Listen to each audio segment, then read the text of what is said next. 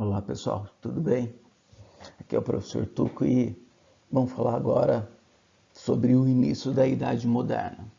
Bom, a primeira coisa que a gente tem que lembrar é que esse é um momento de grandes transformações. Essas transformações estão ocorrendo em diversos setores e de maneira concomitante. Então a gente tem o rei centralizando o poder em suas mãos, naquilo que vamos chamar de absolutismo. As críticas à igreja aumentam, culminando na chamada Reforma Protestante. O capitalismo comercial se consolida com as grandes navegações, com o desenvolvimento da doutrina mercantilista. A burguesia, ela também mostra todo o seu poder econômico agora. Bom, todas essas transformações, elas englobam esse início da Idade Moderna. E entre essas, eu tenho transformações no setor cultural, que vamos denominar de renascimento. Bom, o renascimento do quê? O renascimento da cultura. Calma aí. Para a cultura renascer, ela teve que morrer, tá? E para ela morrer, ela teve que nascer.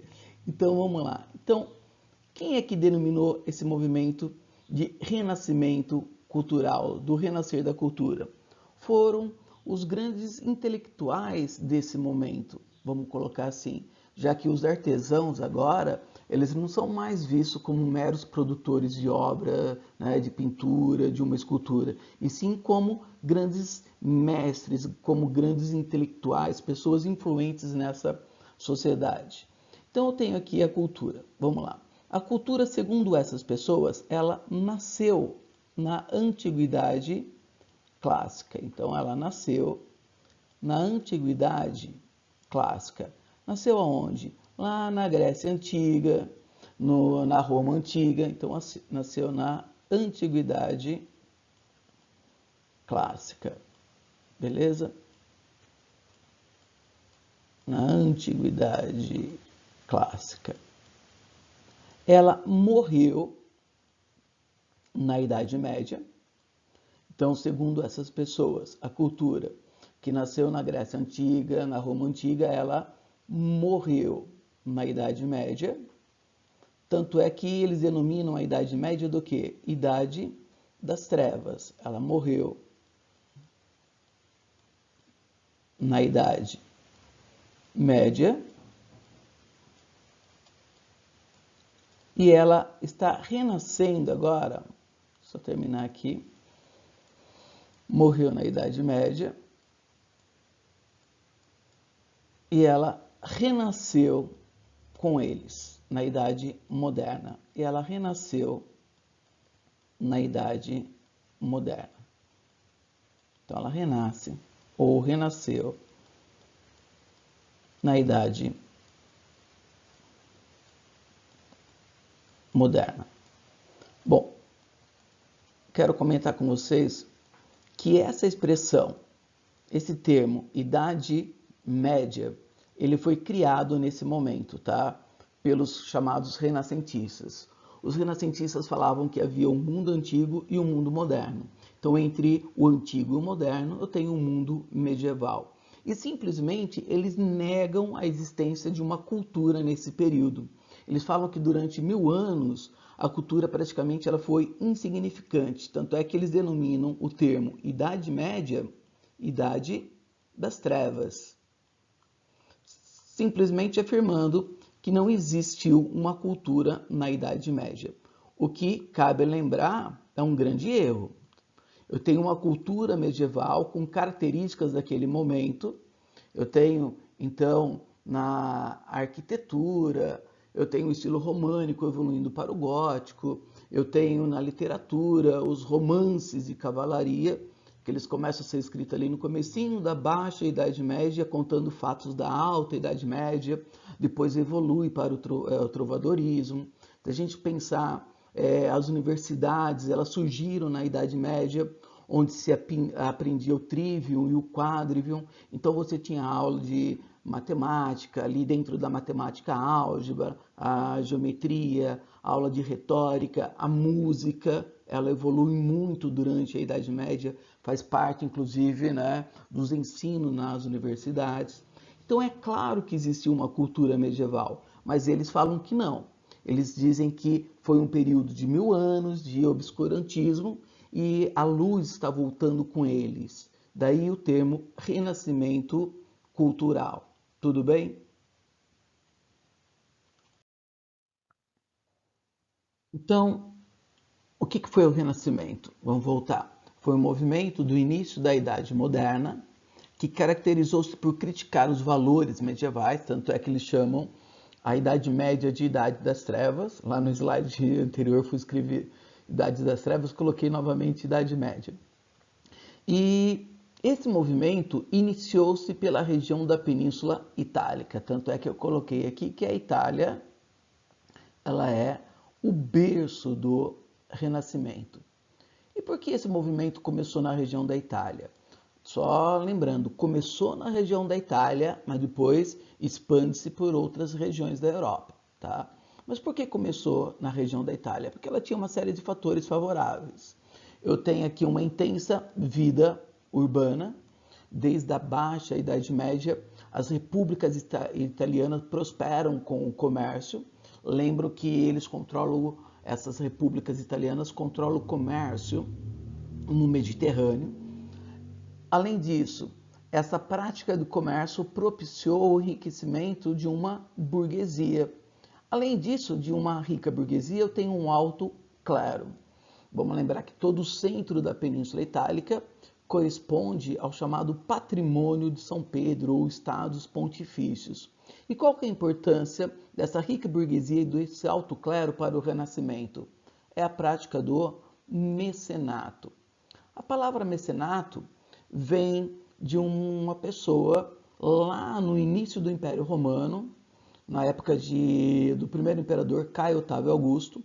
Ele, Mecenas, era vamos considerar assim, um amigo do imperador, e ficava a ele o cargo de contratar as pessoas, os músicos, os artistas, para animar as festas. E ele pagava pelo trabalho deles. Então daí vem a prática do mecenato. É quando o artista passa a receber pelo seu trabalho. Aqui ele tem um caráter, o mecenas, vamos colocar, um pouco diferente de hoje. Não tem, hoje quando a gente fala na prática do mecenato, tem uma questão bem mais nobre. Naquela época não. O mecenas, ele via na obra do artista, lembrando que o artista agora não é mais considerado um mero artesão, então tudo que é produzido por esse mestre, ele tem um valor, ele torna-se colecionável. Então, ao contratar um artista, eu vou estar o quê? Produzindo uma obra que tem um determinado valor agregado. Além disso, é uma maneira de eu mostrar o meu poder, a minha riqueza. Além dessa rica burguesia, vamos dar um exemplo aqui, várias cidades italianas ganham destaque. Então, eu tenho Pisa, eu tenho Roma, a própria Roma, vamos colocar aqui também Veneza, mas qual que seria a cidade símbolo desse renascimento? É a cidade de Florença, tá? Então, Florença, vamos colocar que ela seria a capital do Renascimento, como os italianos chamam, né, de Firenze. Então, Florença. Em Florença eu tenho Lourenço de Médici, que é o grande mecenas desse momento, tá? Muitos dos principais artistas do Renascimento prestaram serviço a Lourenço de Médici, inclusive moraram em sua casa. Um outro ponto importante é que eu tenho resquícios da antiguidade clássica. Lembra que os renascentistas falavam que a cultura ela nasceu no mundo antigo? Então, ao andar por Roma, eles podiam olhar nas obras que ainda permaneciam do mundo antigo, inspirar-se nela e produzir algo inovador. Vamos lembrar que os renascentistas, eles não falam que eles estão copiando a arte do mundo antigo. Eles estão se inspirando nela e produzindo uma nova arte, que, segundo eles, superior, tá? Porque eles são bem egocêntricos. E um outro ponto importante é que, após 1453, o que aconteceu nesse ano? Lembre que nesse ano eu tenho a invasão do Império Turco-Otomano em Bizâncio. Inclusive é o fato que os historiadores utilizam. A cidade de Bizâncio ela é invadida pelo Império Turco-Otomano. E aí, muitos sábios bizantinos acabam fugindo para Roma. Vamos lembrar que esse ano, 1453, é considerado pelos historiadores como o fim da Idade Média. E o Império Bizantino, durante toda a Idade Média, ele tem uma característica bem diferente da Roma ocidental, né, onde nasceu o feudalismo. Ele manteve-se urbano, preservando a cultura clássica. Então, quando esses sábios bizantinos chegam a Roma, fugindo do Império Turco-Otomano, eles trazem junto todo esse arcabouço cultural que o Império Bizantino preservou durante toda a Idade Média. Por isso, esse movimento teve início na região da Itália.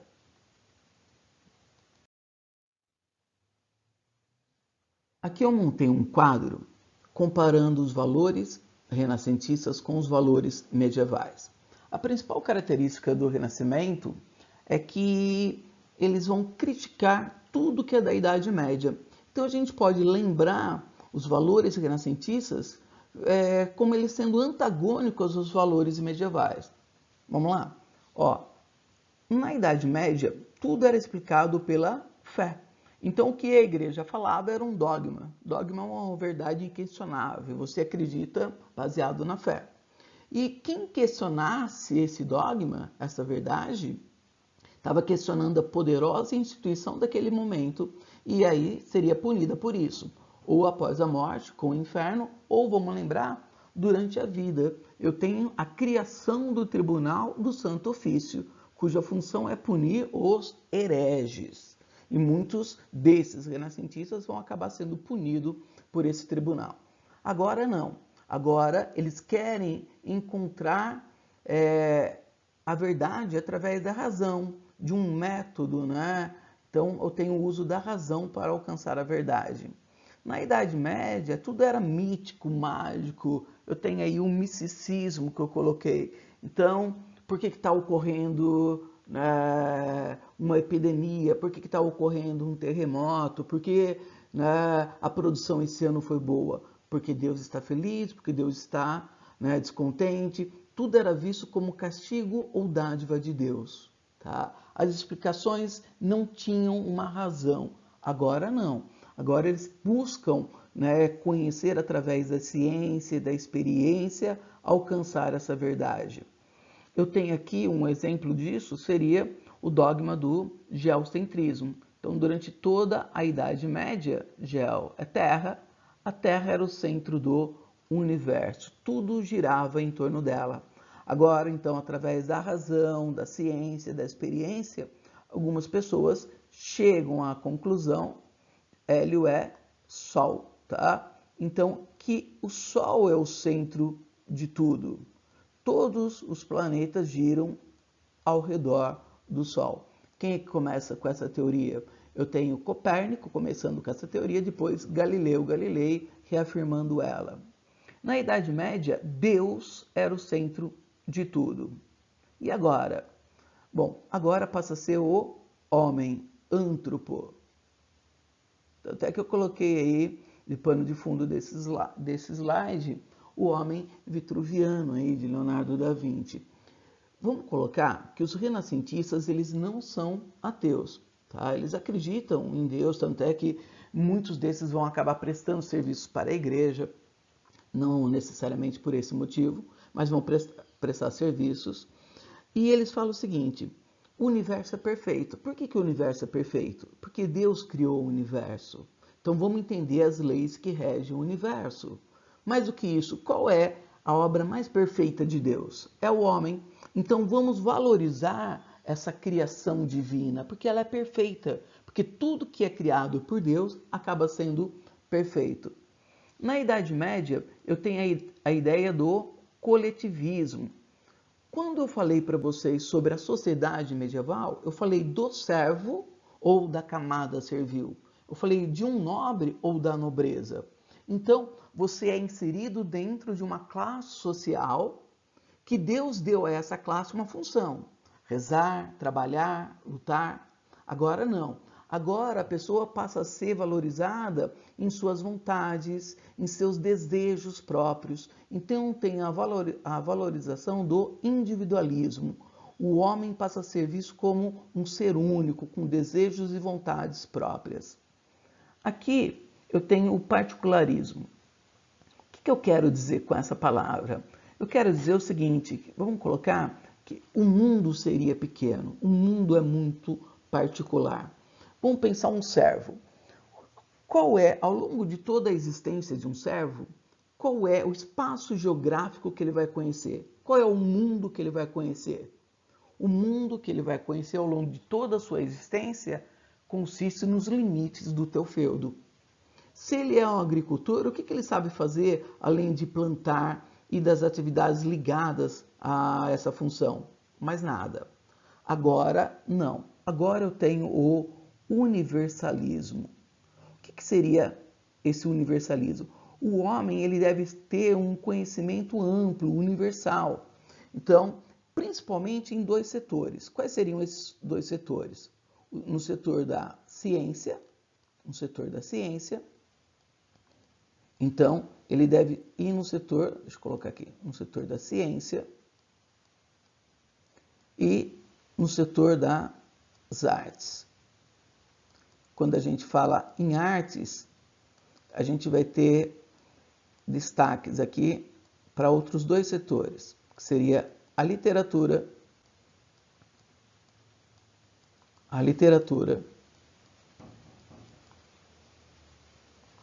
e, terminando aqui, minha mesa digitalizadora um dia ainda vai chegar, tá? E eu tenho aqui as artes plásticas, tá? Então, quem que seria o ideal de homem renascentista?